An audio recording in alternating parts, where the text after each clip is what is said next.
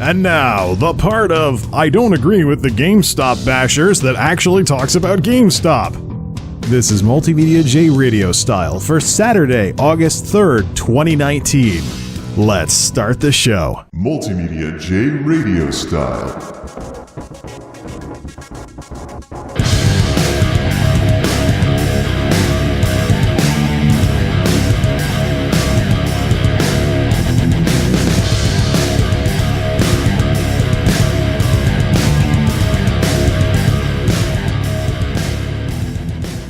I don't agree with the GameStop bashers. Part 2, aka the part where we're actually going to talk about GameStop instead of just a bunch of theory about why it's not a good idea to bash companies like GameStop.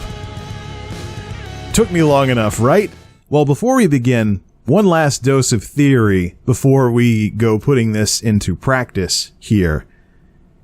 This may be the most Captain Obvious thing in the world, but if you work in an organization, or if you have a job somewhere, or you work for a company, or what have you, where there's bad people calling the shots, whether locally or up at the very top or anywhere in between, where the business model is one that's struggling, or whether the company doesn't have any money or whatever, for whatever reason, if you work in a bad place, it's going to be a bad experience. That should be the most Captain Obvious thing in the world. And yet all of these people ranting about, oh, my job at Walmart sucked. My job at GameStop sucked. All the stuff that I do not support, as I mentioned in the last discussion. All of this is basically restating the obvious. Okay? You were involved in a bad place, and it was a bad experience. Dogs bark, cats meow, bad places generate bad experiences. Why does this have to be something new and earth-shattering that folks run onto YouTube about? So with that in mind, I've never worked for GameStop, but I know from my experience, as well as my business background, that if I went there, it wouldn't be all that great of an experience, and none of that bad experience stuff should surprise me whatsoever. Because I've known for a very long time that GameStop is struggling. Their business model, of course, has taken some hits with the evolution of alternatives to physical media. And when companies start to struggle, that eventually filters over into the people they can get to work with them. Because who wants to work in a company that's not doing very well? Is there anybody out there somewhere that would raise their hand and say, yeah, I go looking for jobs in companies that are doing poorly? No. Talent is a market. Talent is a market. So when companies begin to struggle, whether it's through their business model or changes in the marketplace or something along those lines, that will eventually turn into them not being able to have as good a people on the team as they otherwise could. So when I hear these stories from all these people making these videos about, oh, these bad people that got me fired, it doesn't surprise me one bit. Because businesses ultimately are a bunch of people working together. They are made or broken by their people. As Colin said in Good to Great, first who, then what? So your experience can very much be good or bad depending on the people that are involved. So, if a company struggles, as GameStop has for a long time now, that's eventually going to affect who they can hire, and in turn, what the experience is like to work there. So even though I haven't worked at GameStop, I almost did. But even the way things were all those years ago is part of why I'm not surprised about why GameStop is in the position that it's in and having the issues that it's having. If we go all the way back to when I first got out of college, I've talked before on this channel about there used to be something around here before all this wage compression started happening with the minimum wage increases here in the Northeast. It was something that I would call the warehouse wildcard. One of the issues with being out here in the woods where there's a very heavy distribution presence close to the highways is that the distribution folks disrupt the supply and demand, so to speak, of local talent. And GameStop, unfortunately, is one of the places where I didn't want to work at GameStop simply because of the warehouse wildcard. So when I first got out of college, business degree, I've studied a little bit of law, a little bit of accounting, a little bit of things about managing people, organizational behavior, operations management. I am basically the kind of person that could have come out of college and became a first-level manager somewhere, probably a small store or a gas station or something along those lines. However, as I've seen in the years since then, entry-level management is not glamorous at all. It is not a good experience. You take crap from all directions. Above, below, laterally, everything. You are in the line of fire of all kinds of nonsense day after day after day. It's not something that you can just casually get into just to try it out. But the opportunities were there. One of the opportunities that I pursued before I joined these supply chain folks, initially just to have a paycheck until something that used more of my skills and abilities opened up, but the rest is history on that. But one of the companies I went to try and join at the time, try not to laugh, is Radio Shack. Big electronics background, business background, electronics and business together. Seemed like a perfect match for me to join the team at Radio Shack. And one of the guys I went to school with back in the electronics days was a manager there. So I went as far as the interview where the district manager wasn't enthused at all and eventually just blew me off and never contacted me ever again.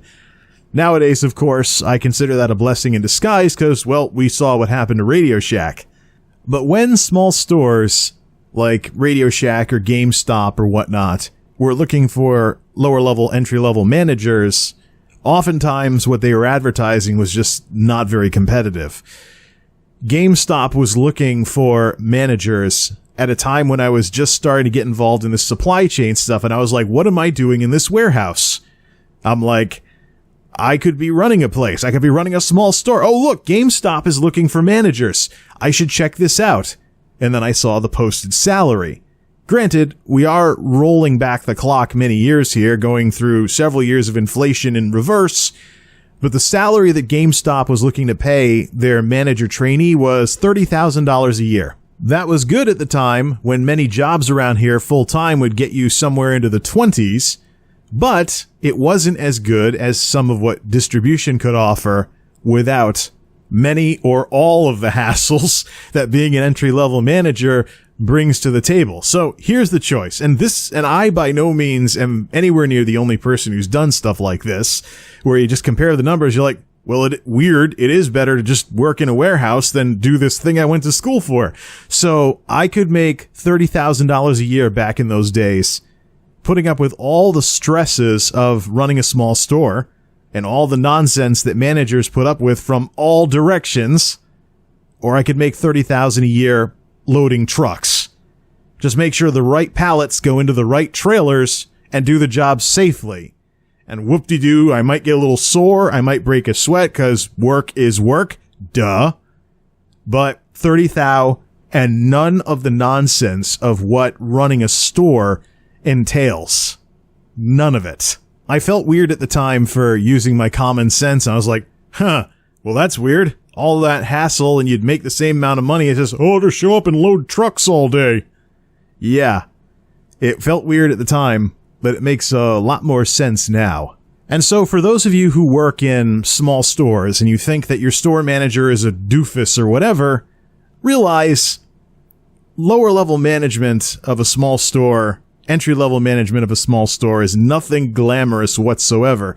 And anybody good that you may have for a manager is probably going to get promoted or they'll leave the company, because there is just no way that you can be an entry-level manager for a very long time without it either being a stepping stone or something else, or a way to get experience, because it just doesn't make sense to do so. This is part of the whole talent is a market thing. Now you consider GameStop has this problem with the folks calling the shots in their stores all these years ago. What do you think is going to happen in the years since? And I've sat back and I've grabbed the popcorn and I've seen GameStop routinely get made fun of throughout the years. Even as far back as, and a little something for the World of Warcraft fans in the audience, if anybody remembers WoW Radio, the unofficial World of Warcraft fan radio station on the internet, one of Total Biscuit's earlier projects before he went off on his own, there was a skit on WoW Radio making fun of GameStop. They called it Game Shop, but it was totally a dig at GameStop.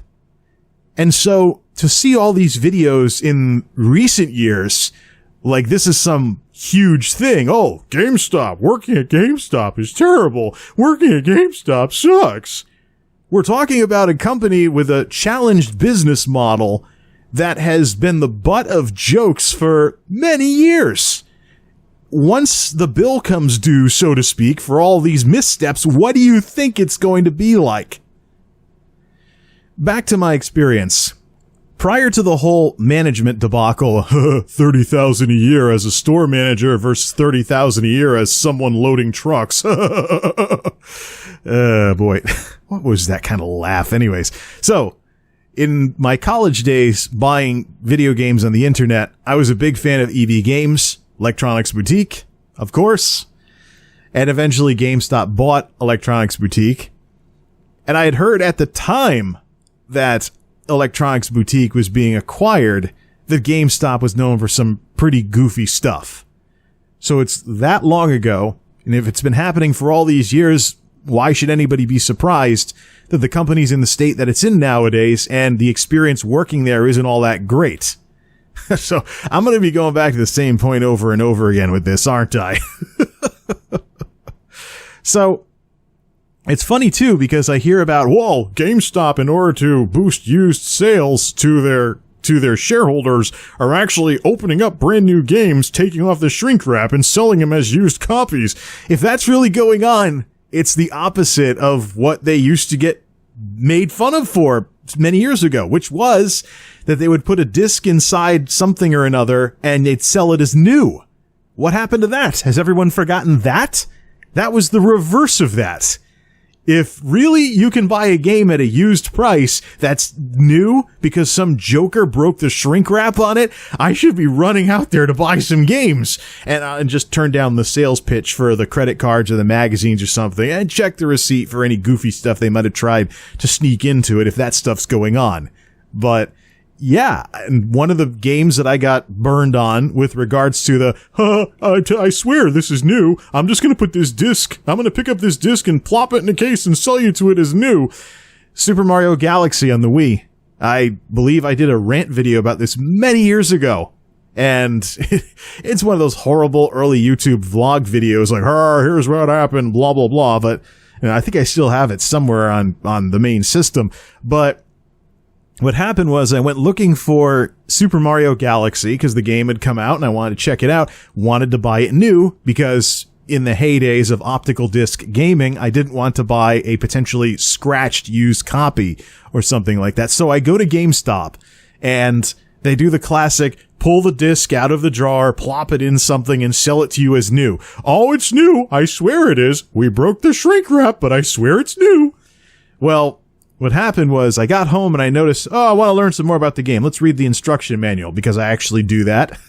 I may be showing my age by being willing to read a paper manual in a physical copy of a video game, but I'm like, there's no manual here. And then I find out, and this is from when loss prevention in the stores required you to bring basically a copy of an empty box up to the register in order to get a real copy of the game to try and reduce theft and stuff like that. And that's one of the reasons they did the plop the disc into the case thing, from what I understand. But the thing is, the store associate at the time actually wasn't paying attention and just plopped a disc inside the box that was supposed to only be brought to the register. So it wasn't even the real retail box for Mario Galaxy.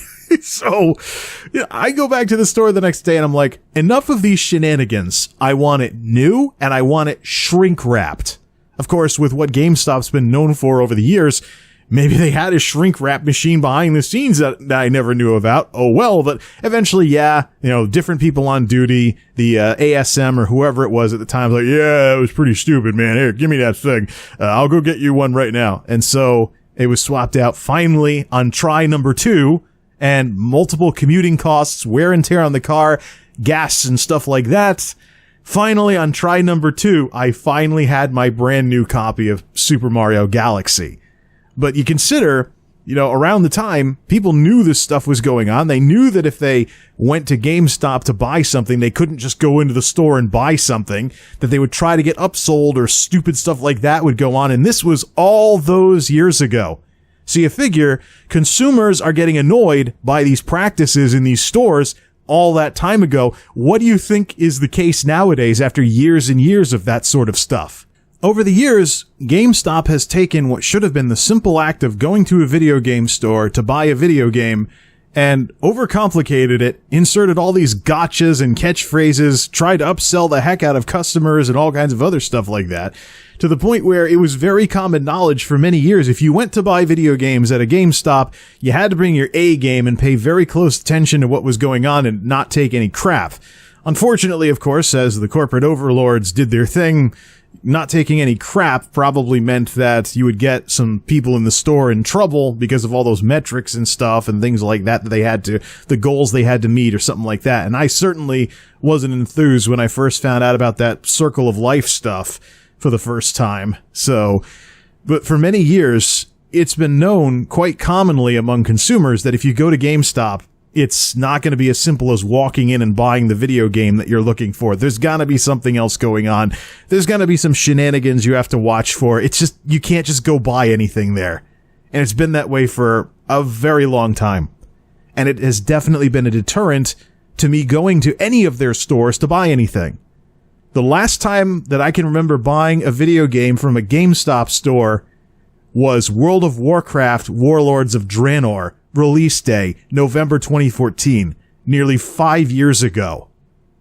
That's what not just being a store that sells video games, the best place to buy, sell video games, blah, blah, blah, whatever it was they used to say over the phone. That's what happens when not keeping things simple comes home to roost after years and years of being the butt of jokes and being known among even folks who've never even thought about working at GameStop as the place where you have to be careful when you go to try and buy something, because unlike in lots of other stores out there, you can't just go in and buy stuff. You gotta watch out, you gotta watch your back for some weird stuff that'll go on as you're trying to buy the video game. All of this consumer experience, though, and me knowing about the jokes over the years and knowing about watching your back with the GameStop folks over the years, may not even be relevant in the long run, because as GameStop has tried to improve their business over recently with various acquisitions and whatnot, they've racked up quite a bit of debt as a company. And debt is something that can really slow down a company's ability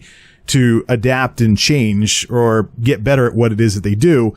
When you get to the point where you're spending more money servicing loans than doing what you're there to do, it does bog businesses down big time.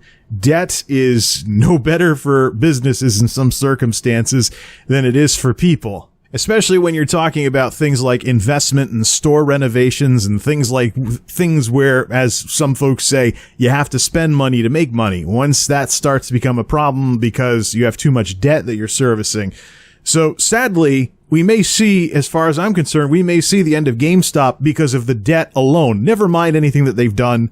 Never mind any of the consumer experiences or any of the things you have to watch for when you go to buy something at GameStop, or anything that they've been known for famously or infamously over the years. It could just be that it's going to be all she wrote because of all the debt they've racked up.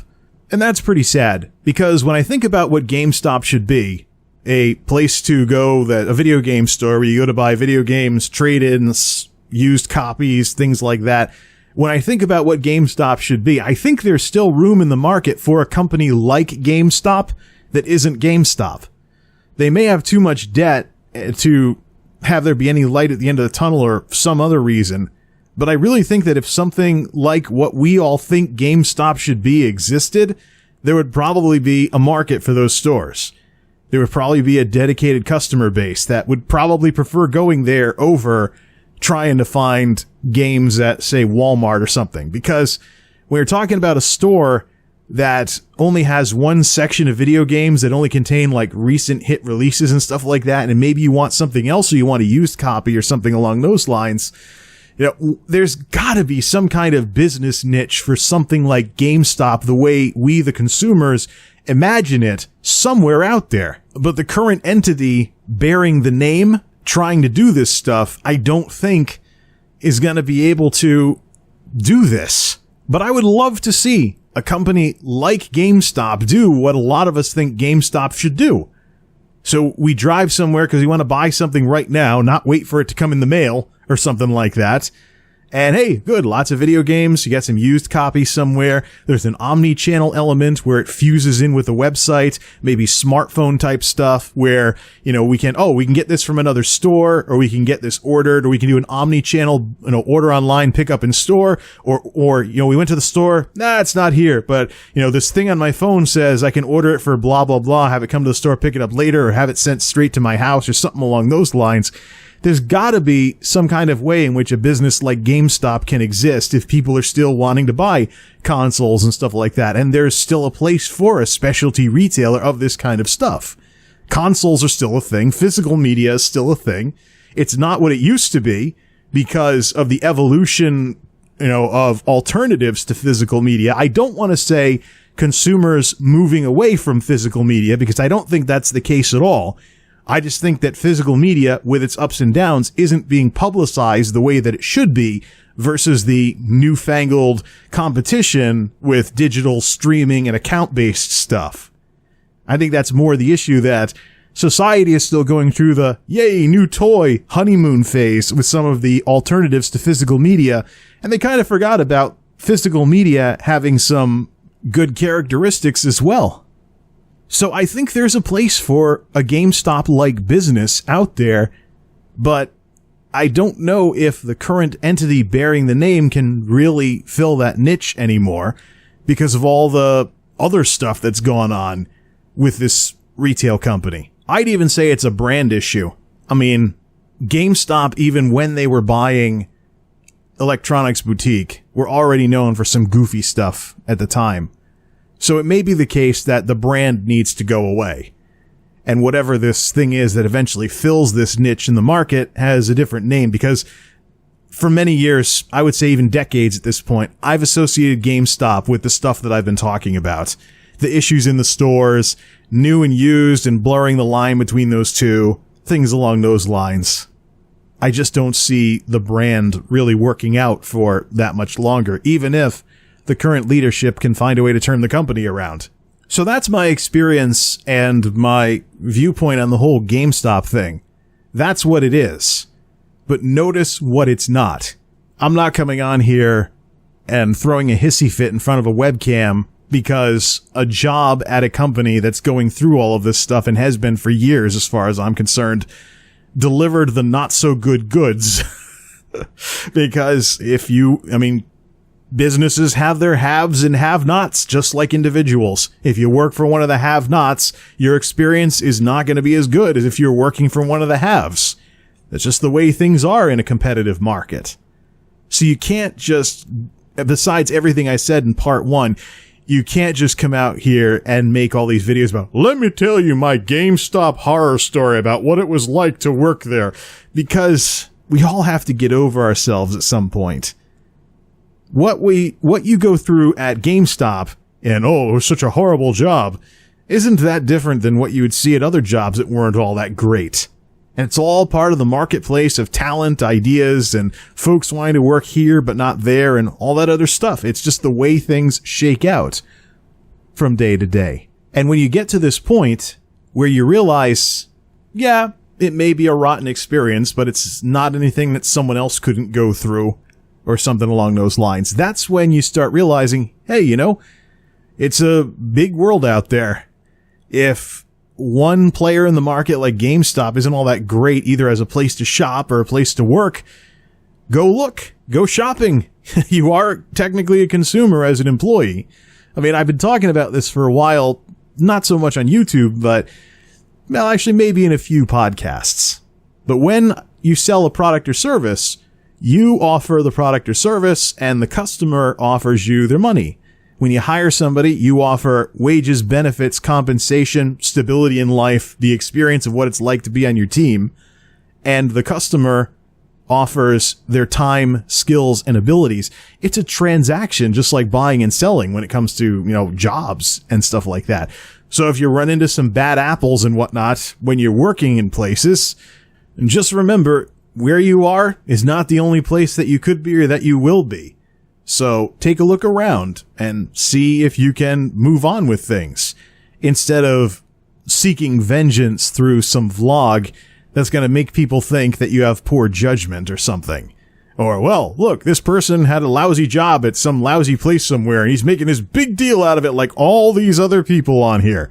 Gee, they love getting worked up about stuff that's not all that unique. That can happen to lots of different people. So, in conclusion, I do not agree with these GameStop bashers, nor do I agree with any of these other folks out there that want to come on and name and shame and, hey, check out this horrible job I had, check out this bad boss I had. You gotta talk about it, like I said last time, in terms of concepts and lessons learned and ways that you can demonstrate that you've learned something from the bad experience, not just hammering on about the bad experience over and over and over and over, because then it gets redundant at some point.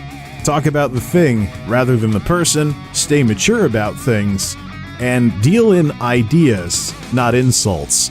And in the case of bad experiences, or even if you make mistakes yourself, remember, mistakes are something to learn from, not to run from. So you can't downplay that you did something wrong or you wound up in a bad place or something like that. There's no escaping that.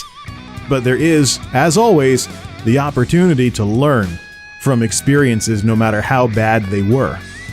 Bad jobs included. Thanks for listening, everybody. I hope somebody can find this useful, enlightening, or entertaining out there. Till next time, this is MultimediaJay, signing off. Thanks for stopping by.